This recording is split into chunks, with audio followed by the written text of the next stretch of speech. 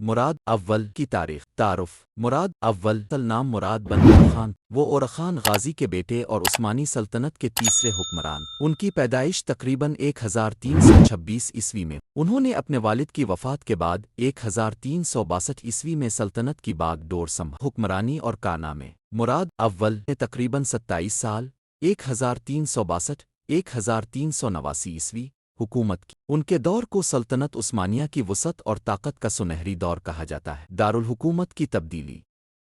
مراد اول سلطنت کا دارالحکومت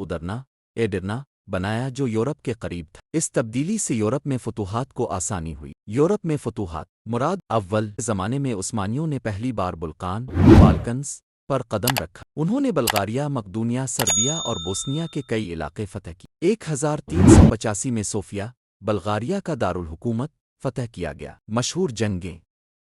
سب سے اہم جنگ کوسوو کی جنگ 1389 اس جنگ میں عثمانی فوج نے سربیا اور یورپ کے اتحاد کو شکست اس جنگ کے بعد یورپ میں عثمانیوں کی طاقت کا سکہ بیٹھ گیا شخصیت اور حکمت عملی مراد اول عادل نیک اور بہادر حکمران تھے انہوں نے اپنی سلطنت کو نہ صرف وسعت دی بلکہ فوجی اور انتظامی ڈھانچے کو بھی مضبوط ان کے دور میں باقاعدہ صوبائی نظام قائم ہوا اور انتظامیہ بہتر ہوئی شہادت 1389 میں کوسوو کی جنگ جیتنے کے بعد جب مراد اول میدان جنگ کا معائنہ کر رہے تھے تو ایک سربائی سپاہی نے دھوکے سے انہیں خنجر مار کر شہید کر دیا یوں وہ عثمانی سلطنت کے پہلے شہید بادشاہ ورثہ مراد اول کا دور عثمانی سلطنت کے پھیلاؤ کی بنیاد بنا ان کے بعد ان کے بیٹے بایزید اول حکمران بنے تاریخ انہیں ایک کامیاب فاتح عادل حکمران اور شہید بادشاہ کے طور پر یاد کرتی خلاصہ